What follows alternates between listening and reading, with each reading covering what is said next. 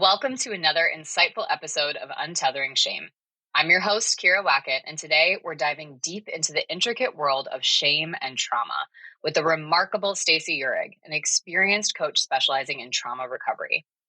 Trauma, an ever-present force in our lives that affects all of us, direct or indirect, manifests in a myriad of forms, often lingering beneath the surface, shaping our thoughts, behaviors, and relationships. And for many of us, it becomes the story we stuff in the closet.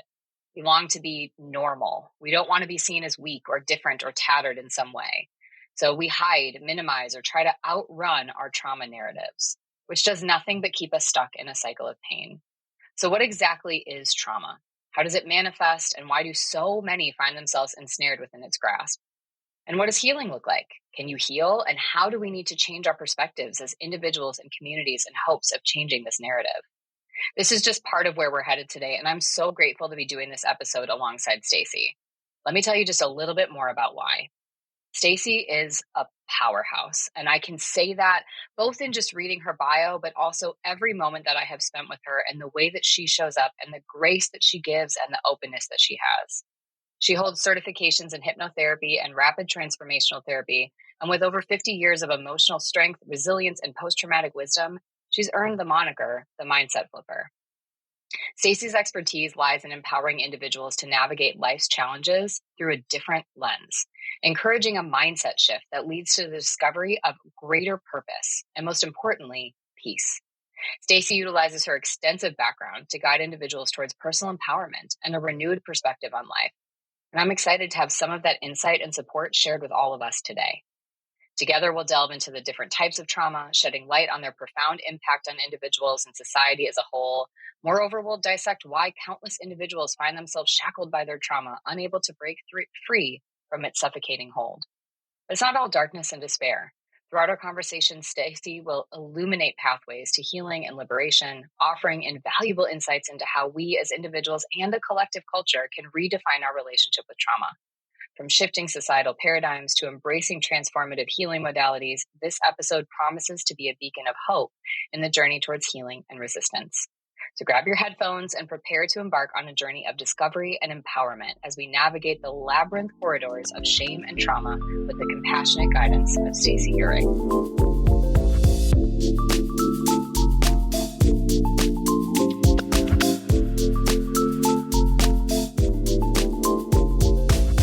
Stacey, I'm so excited to be doing this. I can't believe I met you, like 3 years ago now? I feel like 2 years ago now. And Been we a are like while. finally like diving into this. And it is that powerhouse piece, that grace, compassion. I believe it in every fiber of my being. It's been echoed in me since the first time we met. And I'm Aw, so grateful to have you here. and it's so funny because I forget how I found you, but I saw your YouTube channel and my literal thought was she's good. Like she's a powerhouse. So like I think we both have this admiration and respect for each Yeah. other. Um and I think it's partly because we know how important this work is in the space. So when we see Yeah. somebody else doing it in a way that we're like, that's spot on, there's a Yeah. camaraderie there because I don't think that there's enough people doing it the way that we're doing it. You know what I mean? Yeah. And I think that sort of willingness to get it wrong, to explore new facets, to kind of step outside of what's traditionally been done. When we Yeah. think of trauma as sort of this big ticket field in mental health and the work that's being done around it, and we're willing to go, huh, I'm not sure that's getting at it, or I think that maybe Yeah. we need to ask some different questions, and I think that part feels scary. So it's nice when you see other people willing to ask those same types of questions and to also be open to exploring. I guess it's sort of that letting go of the ego to imagine like we've got this all figured out because clearly we don't. Because We culturally, if don't. we look around the world, we don't have it figured out yet, you And I know? think you and I are also on the edge of a cusp of something that's going to shift in Hmm. mental health. I was just having a conversation with my husband about it over the weekend about how, like, dramatically certain things have to shift and Yeah. evolve, Yeah. like fundamentally in the mental health space. And I feel like we're on the cusp of that right now. So Yeah. some of what we're saying is not mainstream enough yet it Yeah. for it to be like widely accepted as truth. And so there's a Mhm. little bit of a vulnerability from our seat, your seat, and my seat to speak up and say, hey, what about this lens? Because Mhm. it's not necessarily the way that people have really thought about it in the past. So that Yeah. makes us a little bit pioneerish, a little bit on the fringe. And so, Mhm. when we see somebody else on the fringe, we're like, oh, I'm not alone. Yeah. Well, and for you, I'm curious, how did you get to that point? I mean, because I know for me, I know how I got here, and I know there's such a personal journey to how I got to this place. And so how did you get to that point where you go, not only trauma is a thing that I want to work in, and the work I want to do, I want to step out here. And by the Walk us way, through the that. work is here too, right? I Yeah. mean, that's it's similar. I had you on my podcast and you were really generous with sharing, your personal journey. And I don't know that anybody gets into any kind of mental health space without having done their own work. What was Yeah. interesting for me was I'm older than you. I'm 52 years old. And everything I kind of felt like we talk about attachment, right? Like I Mhm. feel very securely attached, and I can be never more grateful for that because I know that my early years were actually super stable and full of appropriate nurturing and absolutely even more than good enough parenting. Like, that's such a blessed, I'm so grateful for that. However, that being said, a lot of things shifted dramatically when I was like 10, 11, 12 years old. So I got in like right under the cusp. And Mm. sometimes when I do this work, I'm like, oh, that was such a blessing. Because had Mhm. things shifted a little bit earlier, I might have not as been so secure. So my personal journey was one that now I can say was filled with lots of dysfunction, what I would generalize as little t trauma, what I will absolutely say resulted in complex PTSD or a developmental trauma, even though I was kind of outside of that attachment period. And it was like a shock to my system because it was not something I had been brought up in for the Mhm. first 8, 10, 11 years of my life. And so I was very stuck as a teenager and through my early adult years, and I did not understand why. I Mhm. knew enough to know at 15 that the way I was living and the environment I was living in was so dysfunctional and so toxic that I needed a therapist. Karen, nobody was talking about therapy in 1986. Yeah, This, right. this, this was 1986. I don't know how I knew about therapy. I don't know how I knew how to find a therapist. There was no internet. Well, all we had was the yellow pages and people you knew, but nobody was going to therapy. So I honestly don't know how I found this person, but I found her Mm. myself. And I went to my mom and said, I cannot do this one more day. And I can't stay here unless you promise me that I can go to therapy. And long story short, I end up working with this therapist. Thank God for her because she started genogramming and all kinds of stuff with me that I didn't know at the time what that was. It was so Mhm. impactful. She was probably, I will honestly say, of all the therapists I've ever worked with, one of the best. But nobody understood trauma then, and she certainly wasn't coming at it from a trauma lens. Did It she use that word ever with you or never, no? Okay. nobody, and this is kind of my Okay. point. I was in therapy on and off from 15 to 35, so it's Mhm. 20 years, and I never heard it once. Hmm. Never heard it once. Wow. Right? So what would 30 for me would have been 31 years old. I would have been in 2000, 2001. Mhm. Okay. Nobody was talking about it. So here I am with all of these therapists. Nobody's saying it. And here's what I am hearing from them. You come from a long line of depression. Your grandmother Mhm. was clinically depressed.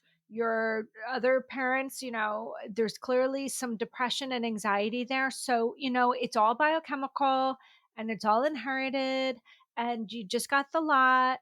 And I was at the point where I had probably been walking with a state of anxiety for that 20 years without Yeah. reprieve.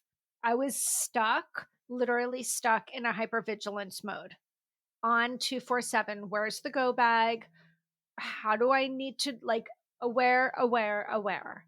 Mhm. So, because nobody was using terms like fight or flight, nobody was using terms like hypervigilant, but I was not ever getting a full breath. And I couldn't stand the sensation in my body one more second, that I remember saying to my dad, I have no intention of taking my life. I love my life, but I don't love this feeling. And I can understand why somebody would just do anything at any cost to stop feeling this way, because this is Yeah. literally unbearable. So it was, Well, and I was just gonna say, in 20 years in, mm-hmm, no reprieve, mm-mm, and the story you're basically getting is you're stuck. This is just genetics, and nothing's gonna get better for 100%. You have you, no and just figure it agency. out. Right. Right. And so I go to the psychiatrist because I've now been seeing a therapist for a number of years. Yep. Nothing's working. I call her in desperation and I say, I really think I need to take medication. Let's start with the psychiatrist. I mean, again, this is 2001. Mhm. I go to a psychiatrist and now he's asking me questions nobody's ever asked me. And I can honestly say it was the first time in 20 years I had felt seen and understood. He asked me interesting questions like, what was my SAT score? How did I do in school? Ask me certain things about my relationships. And I didn't understand at the time what he was doing, but it was interesting for him to be asking me things because he could see I was really smart and bright, but I didn't Mhm. do well in school. And I didn't do well on my SATs. And he was saying things to me, Kara, like I live near New York. Bellevue is a big psychiatric hospital in New York Mhm. City. And he would say, you remind me of some of my most unique cases at Bellevue. How fucked up is that? You remind me of, Mhm. like, because you're so street smart and you have a level of confidence that's higher than I would have expected. But Mhm. yet, there's certain parts of your brain that haven't been functioning the way that they could. Like and that was accurate. And I always knew I Right. couldn't do well in school because I was stressed. Like, and that there was a part of my brain that couldn't get online. But he recommended Zoloft to me at the time. I took it and he said, I also want you to see a therapist. So here I am on probably my 12th therapist at this point. Mhm. And I take Zoloft and it's like a miracle drug for me. And it really did, in retrospect, really calm that vagus nerve and help me open up that window of tolerance, if you will. Right. Mhm. So, in that respect, I had this confirmation now of, see, it must be biochemical because I'm taking this medication and now I feel better. So it Mm. really must be biomedical. There's nothing else I can do other than just ever take this medication. This was now the story in my head because this is kind of what I was experiencing. And it was confirmed by what I had been told. And I went to the therapist he recommended. And the therapist said, I really don't even know why you're here. You've been in therapy for 20 years. You obviously know your shit. You obviously Mm. understand what the problem was. You seem perfectly fine to me. Clearly, it's just chemical imbalance because the medication's Mm. working. So, like, I'm buying into all of it because I don't know Right. anything else. Okay. Fast forward. I have children. Some major life crises happen. And I am spun right back into that anxiety, no matter how much Mhm. medication I take. And I have literally no control. The weird thing at that time, this would have been about 10 years later, was I had started practicing gratitude really intentionally, like somebody meditates. Like, I literally would be grateful and thankful. Every step I took, I would make myself think of something I was grateful for. So I had a great mindset, but my mind was not connected to my body because I was now in these spins again where I was having anxiety and panic attacks that were lasting 3, 4, 5 days at a clip where I couldn't catch a breath. And you had stopped therapy because, like, the therapist had said, "Why are you And here?" I kind of So you at this agreed point are okay. because So nobody you're was like, going "Okay, I down should that be fine." path. Right. Right. I'm on the Right. medicine. I should be fine. Right. Okay. And somebody gave me the name of a clinical hypnotherapist, and I literally was like, I have nothing to lose because I literally can't feel any worse than I feel right now. And I go to her. We have a couple of sessions outside of, no hypnosis yet. We do a hypnosis session, and it was like great clarity for me. Now, here's the thing, she also did not use the term trauma. I would not consider her trauma informed per se. But there was something she did with some inner child work with me through hypnosis that gave me deep clarity. But I didn't have the language behind the clarity. I just had the feeling behind the clarity. Mm. So that kind of got me very curious. Like, how am I getting this level of peace without the medication? This is not traditional therapy. What is going on here? Fast forward, we have other life crises in our family where I'm starting to now investigate why. And I'm coming across things like trauma, and I'm coming across things like childhood trauma and developmental trauma. And I'm now starting to recognize, not just in myself, but in other family members, a lot of complex PTSD. And I'm starting to recognize this actually fits in the piece of the puzzle where nothing else has fit. Mm. Right. And that got me on my own journey because I wanted to know everything there was about trauma because I felt like I was Mm. unlocking my own Pandora's box. I was already a coach, but I wasn't coaching through a trauma lens. And I just went back to school and I learned everything I possibly could. I got trained in hypnosis. I learned how to access the subconscious. I went to the International Association of Trauma Recovery Coaching, got credentialed by them, and it really just shifted my entire life. Yeah. Well, I mean, it sounds like basically you're describing so many people's experiences in the sense of something happens that isn't right, doesn't feel good, especially if we're thinking about some of those early years, but no one's talking about it. No one's putting a name to it. People aren't necessarily calling it forward because there's also a lot of that, again, depending on where people live, where they come from, their family dynamics. Usually that's not the thing we're sitting around the dinner table talking about, is whatever difficult things we're going through. And so you just had this, I don't feel right in my body. I don't feel good. Things feel harder than they should. Things feel difficult for me. And that's going on for 20 years as you're sort of kicked down the road, therapist to therapist. And then sort of realizing again, like at this point, if this is the thing that's supposed to work and I'm 20 years deep and it's not working, maybe the problem is me. And And it was more like you, there's a root cause here that I haven't tapped yet. It's like I'm pulling right, a band aid on a bullet wound. right. Right, and but that's what the culture is, That's was right. that at that point. Nobody was yet able to do that, or maybe the people that were, that wasn't the majority. Kind of what we talked about with now sort of the shift and the next wave of, I think, understanding trauma.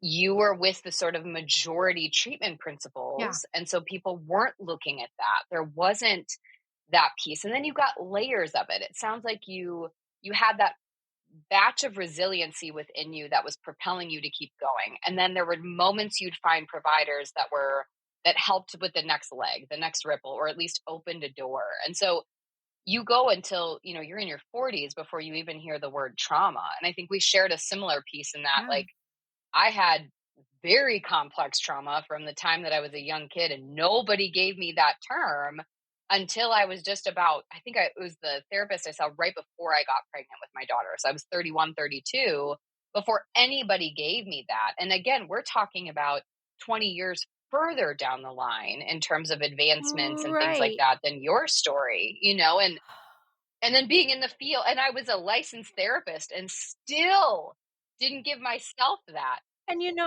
here's the thing, I want it to be so clear to people, like, I'm not about the label. Like, we'll Right, talk about what trauma is, right? Because we each have our right. own perspective of what trauma is. The value of the language is, for me, it was a couple of things. Number 1, now I had something I could understand and research a little bit more because I knew what I was looking Yeah, at and I knew what I was right. looking for. There was also a part of me that felt validated Mhm, because through that whole experience, I was also being told, "I'm making a mountain out of a molehill. I'm an mhm. exaggerator. I am Yeah, an you're dramatic. embellisher." Yeah, But really what I was a truth speaker, and I wasn't afraid to speak up, and yeah, everybody else around me was. And so I became the problem child. Don't listen to her. She's just seeking attention. So right. being able to say, "Oh my god, like there have been books written about this. This is Mhm. not me. This is a global universal thing that I was right. Like this is Yeah, exactly how I felt and there's good reason for why I felt it." And there was a part of me, it was like there was a sadness that I had experienced that all over again, but then there was almost like an elation of like I finally felt understood within myself because I mhm. was gaslighting myself. I was Yeah, trying to deny myself my own reality because everybody around me was denying me my own reality. right, right, and that's the shame piece. That's where then you feel 100%. the shame of, like, "Why can't I just function like everybody else? Why Why can't I can't just I let it just be go? okay?" Yeah, and it's still sitting with me, and it's still doing this, and I think you're right in the sense of sometimes we get so caught up on the label, and it's interesting, we're having this whole conversation, we have yet to even define anything to people, and that's kind of the point, is, like, not getting stuck on, "Well, this is exactly what trauma is," so that everyone's only listening through that Right. lens, but realizing that the label really for you was a sense of it was an invitation to learn your story in a different way, at a different level, and 100%. it is I've had people that will get a diagnosis that it also does the opposite. It sort of limits their perspective. It sort of becomes the like, well, now I'm this. Now I'm this personality disorder. Now I'm this trauma. And that I think there's co-ownership in the individual and the supports around how that's given, how that's shared, because a diagnosis is not the period in the story. It's an aspect or like an opportunity in the story. But it is interesting how, for some people, trauma becomes the minute that it's categorized as trauma, it's now I can't get out of it. Now I'm stuck. Now this is who I am. You know what I mean? Kara, I'm going to give you a great story. Okay. I'm excited. Ready. So I'm going back to school once again because, when we get into these things, we just get so obsessed with it. And Mm-hmm. I'm getting certified in what's known as parts work through a polyvagal lens, right? So it's parts work and polyvagal theory. It's freaking awesome. Okay. So I decide that, it all makes sense to me, the parts work. And I still, to this day, even with all my knowledge and all my tools, can be triggered. And I'd really love to get in more harmony with that part of me that is so overactive, even 40 years later. Right. And to say for people that are hearing parts work for the first time, how would you explain that to someone? It's really understanding that we all have a self, right? We all have a Mm-hmm. core essence. We all have an innate soul or connection to self. And sometimes over a period of time, could be very early on in life, we start to distance ourselves from that core essence and we start wearing masks or pulling up armor or showing up as different versions of ourselves in survival. And in some realms, that's considered a part. And we all hear that language. There's a part of me that wants Mm-hmm. this. There's a part of me that wants to do that. There's a piece of me that feels this way, but then there's a part of me. So it's kind of Mm-hmm. built into this concept that we're actually not singular, we're multimodal, right? We're multi Mm-hmm. personality in that way, not in a schizophrenic way, but we all know we've said these things. There's a part of me that wants Mhm. this and there's a part of me wants that. And really what parts work is, and most people, the most well-known type of parts work is called internal family systems, is really a method, a therapeutic method to help people become in more harmony with all of the parts that they've developed in themselves. That's awesome. I love that explanation. I think particularly for people to think about, this isn't specific to someone with a diagnosis. This is understanding that we all have those different pieces. I think this is the way that therapists should be trained. This should be the Yeah. fundamental way that every therapist is trained going forward. So I decide I'm getting trained in this. I'm getting a lot of experience in dyads, triads, practicums. Mhm. My instructor is giving me 3 sessions. Like, but I want to be working one to one with my own IFS therapist who, if they're Mhm. IFS trained, that means that they know this parts work. So I find this guy. Okay, great. And I flesh out like 3 different people because I know what I'm looking for. So I make an appointment with this guy who is my therapist now, and I love him. And I already knew going in that he did not take my insurance, but I've had that problem a Mm. lot, and I know how to work with my insurance company to get the things covered I need to get covered, so I wasn't worried about that. So I go in for the session. We have a great session. I lay a lot of stuff out for him. He gets a very good wide picture of the situation. And at the end, he goes, listen, as we wrap up, I'm going to give you an invoice, a super bill. And on that super bill is going to have to be a diagnosis. And as soon as he Mhm. said it, I started to chuckle because I knew where he was going with it. And he said, you'll need that diagnosis in order to get reimbursed. I said, yep. And he said, so what do you want the diagnosis to be? Knowing what you know, what do you think is the appropriate diagnosis? And I said, well, I would love it to be developmental trauma disorder or complex PTSD because it really is, at the end of the day, complex PTSD. And I know that, but you can't use that because it's not in the book that you have to use in order to Mhm. give me the diagnosis. And he starts to chuckle and he goes, so we only have 2 left to work with. I said, okay. He goes, anxiety or PTSD. And I said, put the PTSD. Mhm. To me, it's a nothing. It's just a name. It's semantics. It doesn't Mhm. mean anything to me because of what I know. But as I'm Mhm. driving home, I have this epiphany, this really profound thought of, my God, if I was with a therapist 10 years ago and they're using the same book, so they have the same Mhm. options. And this guy says to me, listen, based on everything you're telling me, the best diagnosis I can give you here is PTSD. I was thinking to myself, wow, if that had happened, that would have completely changed the lens through which I saw myself. I would have Mhm. thought to myself, wow, see, it was so bad that I actually have PTSD. And Mhm. I would have affixed myself to that label. It would have changed the way that I showed up in the world. I know that. And I feel like I would have been carrying it like a ball and chain literally for the rest of my life. Mhm. Mhm. And it was so profound to me because this is exactly where I'm trying to take people from, is not to affix themselves to the story and the narrative that's been created based on the knowledge they had at the time. Yeah. Because my knowledge now is, so he had he didn't have a lot of choices to pick from the book. Right. I'm not really putting a lot of leverage on the book.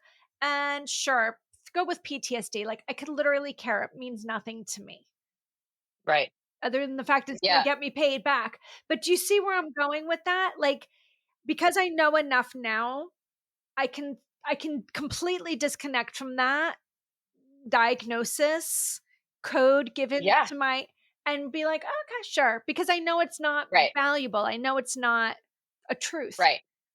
Right. There is a value in, I think, the validation you can experience when something is named, when there's something that is put out there. I mean, it's the same with a medical diagnosis if you're going in with some sort of physical ailment. And like when somebody can say, yeah, this is a thing, I see something, sometimes it isn't even that I need a diagnosis, but just the validation of the, yeah, that something's 100%. wonky here. Something's not right. And, but on the flip side, I have seen that. I mean, we've talked about that a little bit on your podcast with my mom, where she was diagnosed with bipolar disorder when I was 15 or 16. So we're going on 20 years ago. I don't think she has bipolar disorder. Right, I think she has substance induced mania.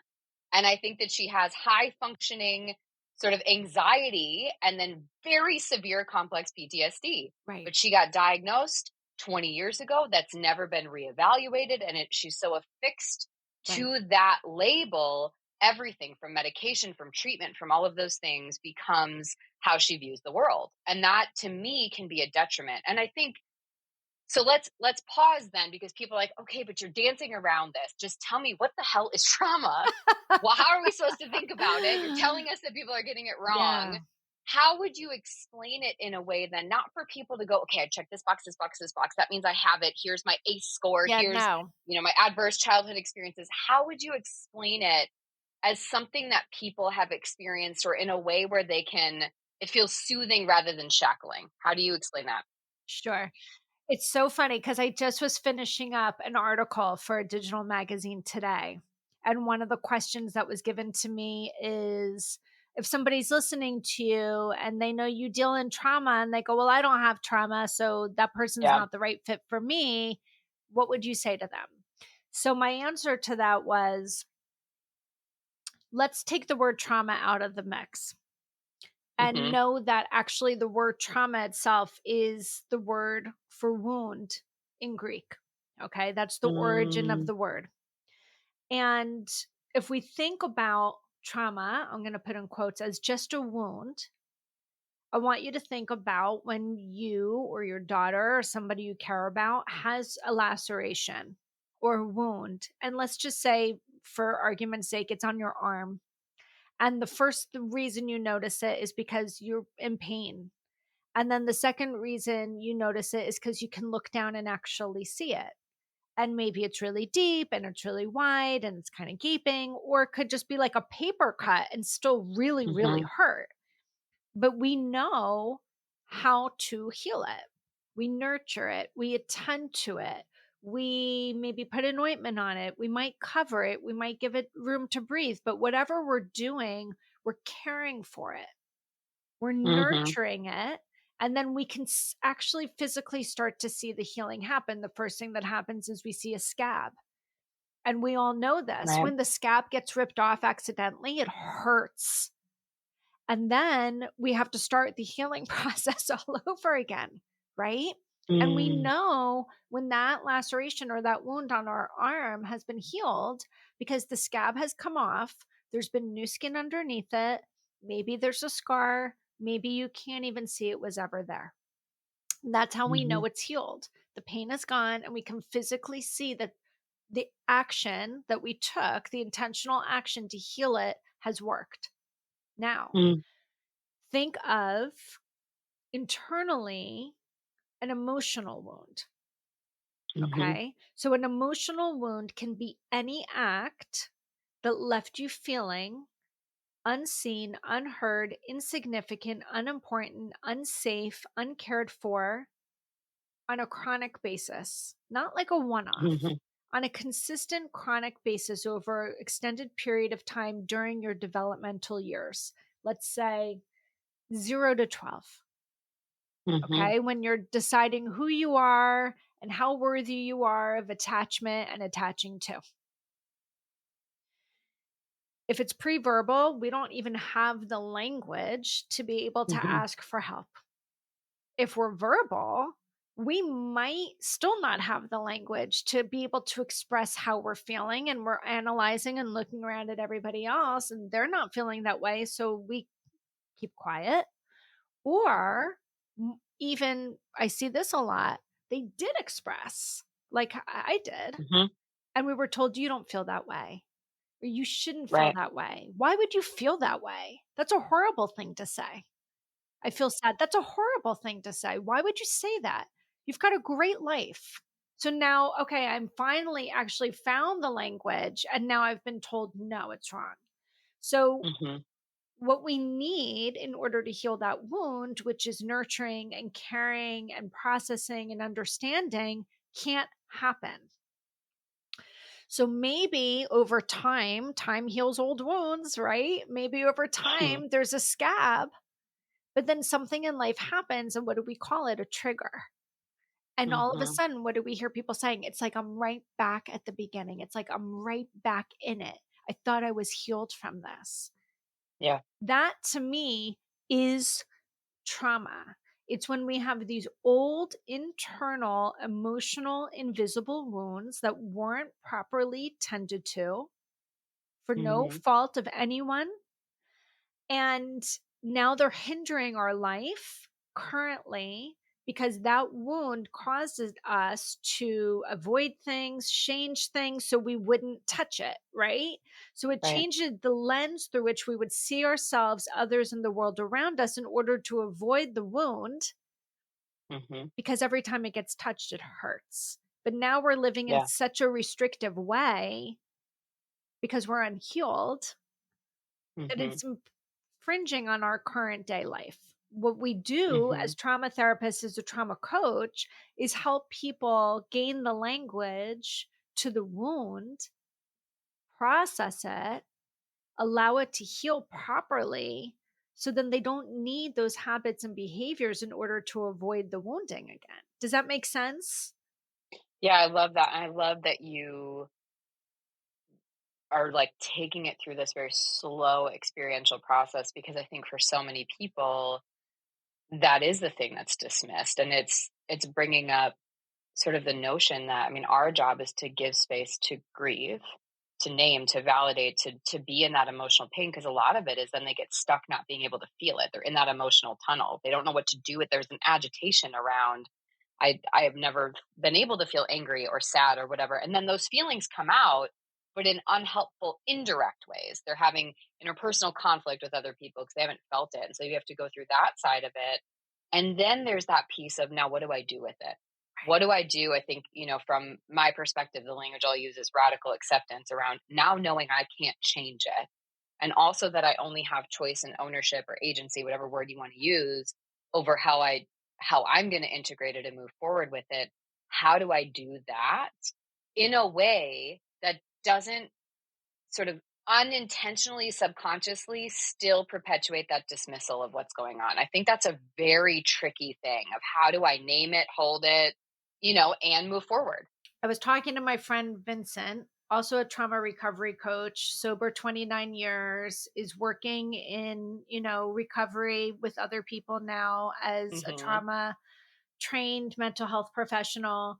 And I loved his analogy, and I'm sure he's not the first person to use it, but it's just so smart.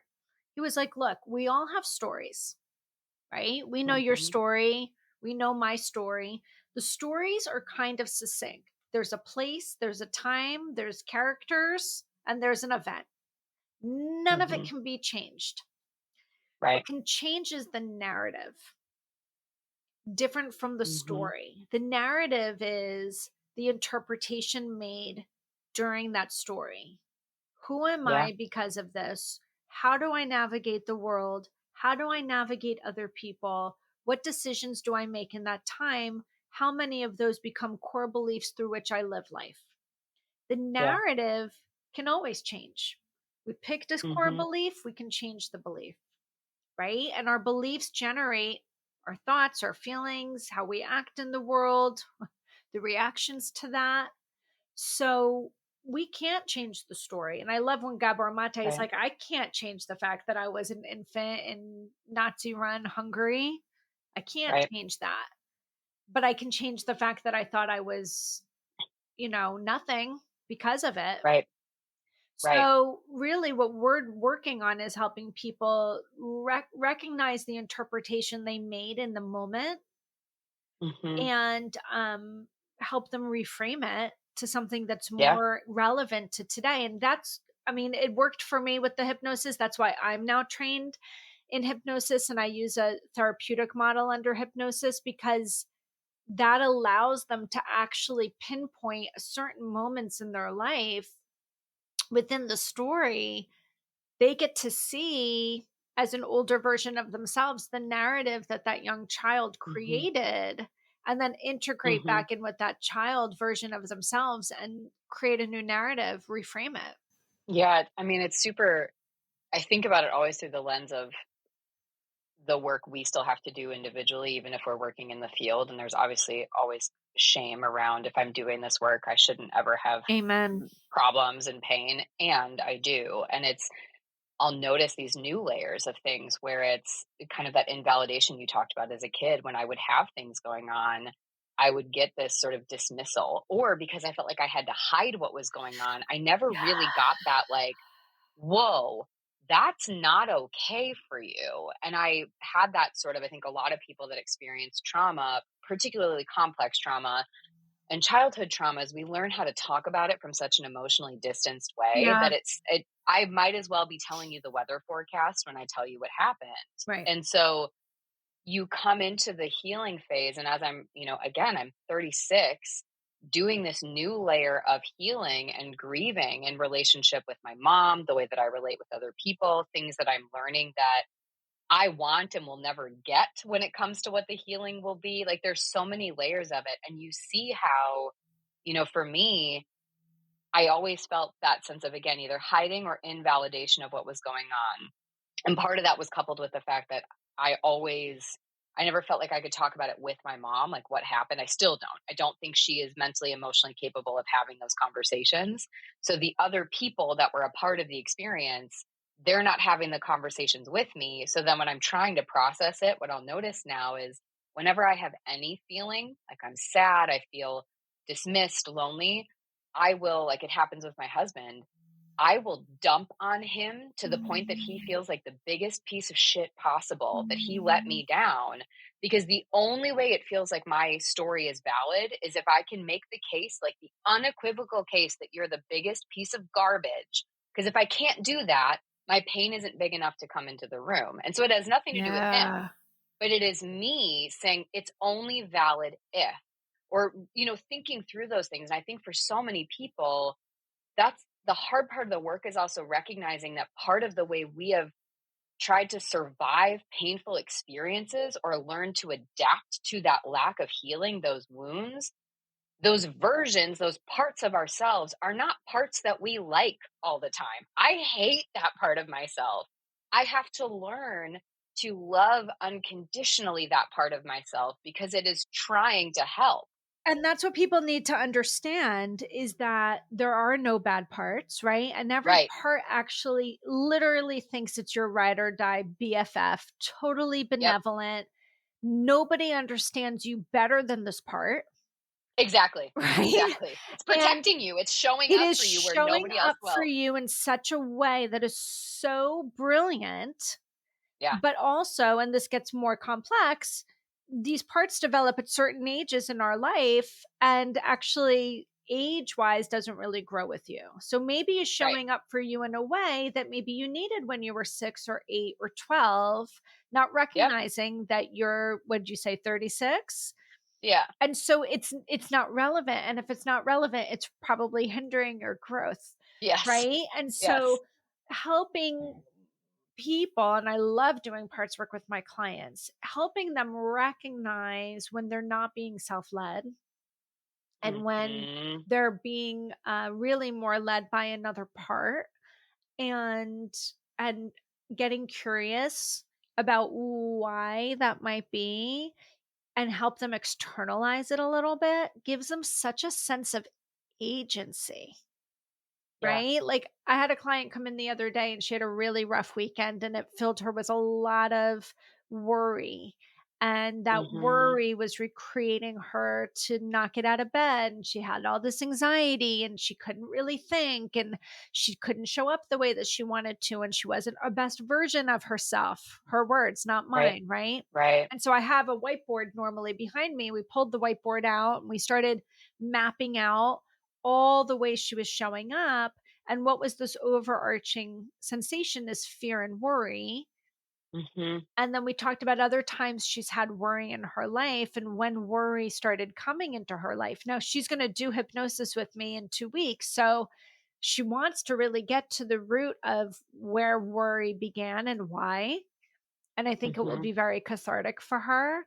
It's never a Mhm. healed one and done. It's more of a Right. catalyst for great clarity and Mhm. awareness, because then you cannot unsee it.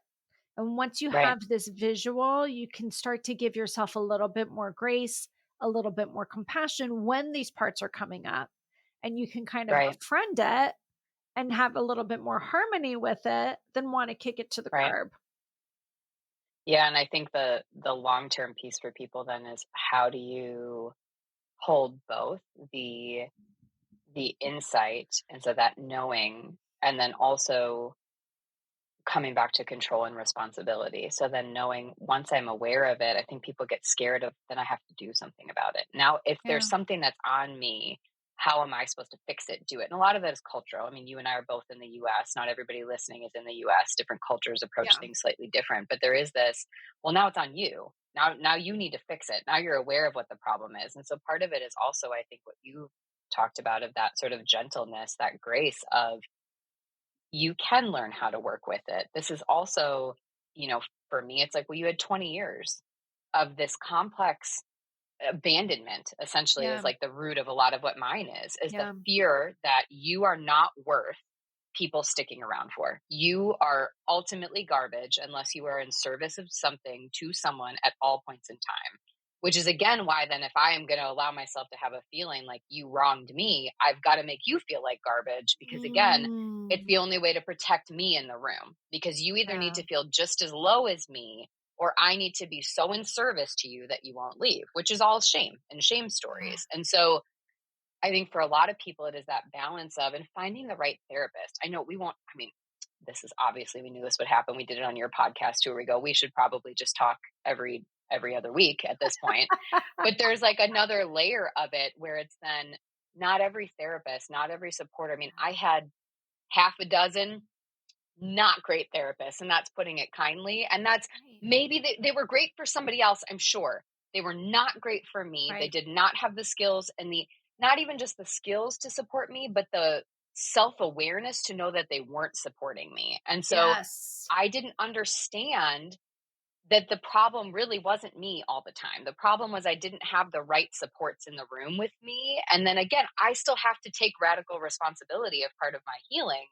I can't put responsibility on myself until I have the right supports in place to help me do that. And Well, and so, I think part of the scary part is, look, it takes courage for somebody to yeah, say, I want help and I need help and I can't do this on my own. right. And universally, globally, the typical thing is, okay, so you should probably see a therapist, right? Like that's the Mhm. next assumption. And then Yep.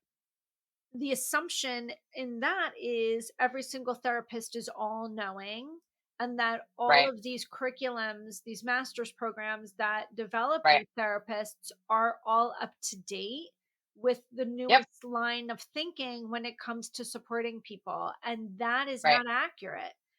And so I was really careful for a few years. I'm still careful, but I was much more careful for a few years to say anything about therapy. We were all seeing therapists in my family, everybody, and that person was not Mhm. trauma informed. I still think the person's a great therapist. I don't Right. have a problem with therapy. However, I knew so much about trauma, and I would be then saying to this person, okay, so through this trauma lens, or let's not not look at this particular thing for this particular person and the family without this lens on, because I Right. know that this is the thing. I'm in there advocating and I'm somewhat guiding, but that person Mhm. would have never approached it from that lens had I not done that. Right. And the only reason why I had to do that is because I literally could not find a trauma informed therapist or a trauma trained therapist in my area. Didn't exist at Yeah. the time. Right. So to assume that the person can look at it through all the necessary angles is not accurate. Right. Now Right. I'm having people like you on my podcast. I have a couple of other trauma therapists who come on who were delicately unraveling for people that when you're working with the therapist, you want to ask them if they're trauma trained, if you think that this is what's Mhm. holding you back. And then how do you Mhm. determine if they are or not when you're trying to connect with them? Because not all therapists are informed in trauma. Right. And we talked about this, and I know we're right at our time for today, but I think, you know, I didn't even learn about internal family systems until I was years out of school working at a trauma clinic. And that's just Yeah. one thing. And I mean, I got my master's in the 20 teens. So it's not like that was that long ago. And Right. so it's realizing, and I always like to think about that in terms of humility too, of like, what have we learned since we were young? When we go back, this was only 20 years, or this was only 30 years ago. What are we going to learn in the next 20 or 30 years? And I think that's that sort of radical curiosity and responsibility that we as practitioners, but hopefully we as a collective culture can start to create, is realizing the human experience is so much more complex. We can't reduce it to some normal trajectory or pattern. Every single person will have experienced something traumatic, whether or Right. not that traumatic experience becomes complex trauma or has long term ramifications. We can't say that for sure, but there is trauma. I mean, I think about Portland just survived a huge storm. I mean, we have, it was like 150 to 200,000 people without power for almost a week, houses cut in half by trees. We have like people died in this. Like it was a terrible storm in our city. And now there's still people without homes, living in hotels. Nobody can get trees cut down. We have a limb in our backyard. Like my daughter can't play in the backyard right now because they call them widow makers, like these limbs that are so close to falling, but you can't get tree people here. So there's this collective trauma that we all went through, but half the population now, as the storm went away, like everybody's functioning like there's nothing going on. And it's this Yeah. realizing we are, or COVID, that's another example. Whatever you Collective. believe about it or not, we had a collective trauma. Right. And so I think it's all of us holding the place to realize trauma is not a unique experience. Trauma is unfortunately an experience we're all going to have. There is a connection in that. And then starting to recognize that how your body adapts and responds to that one off or those myriad of trauma experiences is your body doing the best it can to help you continue to move forward. It's And so all as you in do the work, benevolence. exactly, exactly. And as you do the work, we as the therapists, as the coaches, as the supports, our job is to not make you feel bad about it. Our job is to, again, name it, validate it, hold it with you, and then also help you not get stuck there. And now decide, once you get that power from it, first you're going to feel powerless and upset and angry and sad. You have to feel that way. Then we flip it to, now how do we regain a sense of power and ownership and agency in how we move forward? And that is possible. That is absolutely possible. As you're saying from your own story, Yep. the work you continue to do and the work we're supporting other people in doing. Okay. So, given all that, knowing that I'm already putting you on the hook, saying we're going to do a part two at some point in time, and also, we'll send people back to your podcast because not only do we have our episodes on your podcast, but just some of the people you bring on to talk trauma. It's just brilliant what you're sharing, what you're putting people onto. Again, the other resources you're bringing to their attention. If this is somebody's maybe first dose, just thinking about trauma, or maybe this is the first time they've sat in this concept or this idea for this long, if you were to imagine just the 1% takeaway, if they can't take this all on, it's too much, their brain's overwhelmed, they can tell they're starting to shut down. If you could just Mhm. give them, this is the one thing I invite you to take today, what would it be? So the one thing is no one is broken. We're Mm, just some of us are just unhealed. And everyone has access and ability and the birthright to heal. And if you can get yourself in the hands of the right kind of practitioner who can do the right kind of work to help you find that wound and heal it, you're going to feel so much better. Right? So no one's mm, broken. You don't need to be fixed. You're just injured. And we just have to mhm. heal the wound. I love that. I think honestly, that mic drop moment, no one is broken. We're just unhealed. And if we can hold that for ourselves, for other people, just think about how our stories could change. for how we view ourselves and how we view the world. Exactly. I am going to have links for everybody that is just like, I need more Stacey in my life right now. I will have links in the show notes. Make sure that you check out her YouTube channel, check out her Instagram page, check out her website, check out every single amazing thing. Again, I'll put links to our episodes so you can hear where we went to on her podcast. I will definitely be bringing her back. Use the poll to tell us what you want her to talk about next time she comes back. I'll put some options down in there just to see what would be helpful. Where do you want to go? What trauma questions do you have that we can be exploring together? Stacey, this has been amazing. Again, I'm going to keep saying amazing, and we need to continue it down the I'm road because always it's, down to gem out yeah, about trauma. I mean, it I know. literally is like the thing I love to geek out on the most. It's so crazy. I love it. Well, listeners, this has just been, I hope that you are taking away as much as I am. And remember, if your brain is feeling overwhelmed, just remind itself your takeaway today is that you are not broken. You are just unhealed. Mm. And I will see you back here next Sunday.